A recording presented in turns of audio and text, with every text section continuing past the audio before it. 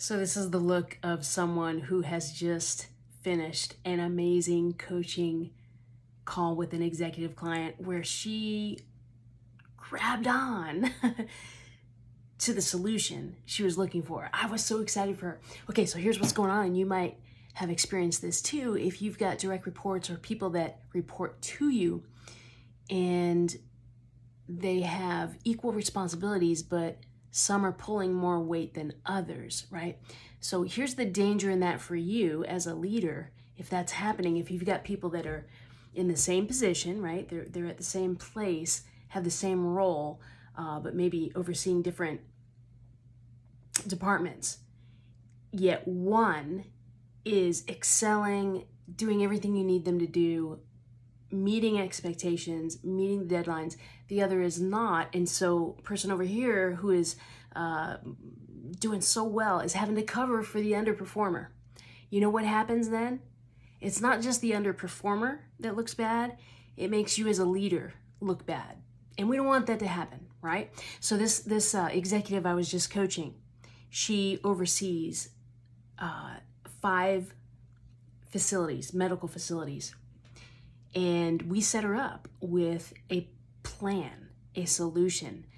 First of all, to get back to the one-on-one meetings. And I know that's so hard, but listen, if you're a leader and you've got people reporting to you, you've got to touch down with them. I suggest every week, at least once every other week, right? Every 2 weeks. If you're waiting every month, you're missing opportunities to get the information you need and for them to get the information they need. Now, in this instance, this leader is up against incredible challenges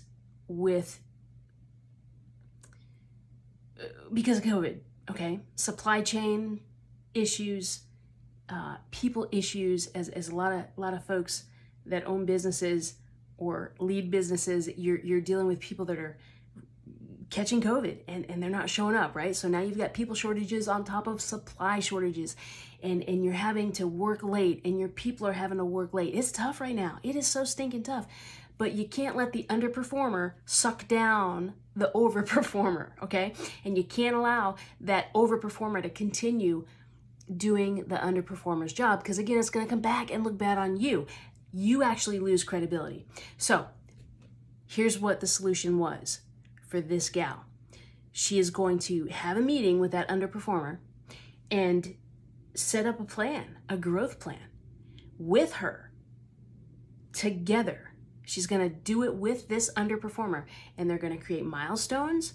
They're going to create expectations that are clear because clarity is kindness. That's Brene Brown's famous motto, and it's a great one. Clarity is kindness. It's kind to be clear, right?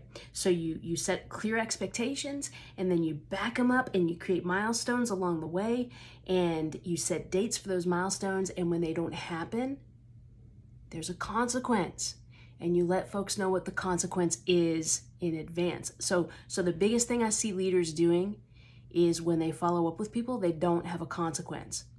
So then you've got a question of, okay, how do I figure out what the consequences are? You know, do I write them up? Do I dock their pay? That's not for me to answer. I can give you some ideas, but here's what's a cool idea. Sit down with your people and get them to help you brainstorm the consequences. I used to do that with my kids. If it's good enough for the kids, it's good enough for your employees, right? So have them help you brainstorm the consequences. And then here's the tough part. When they don't follow through, when they don't come through and do what's needed, do what you expected by the deadline, you gotta hold them accountable and they get the consequence, whatever that might be.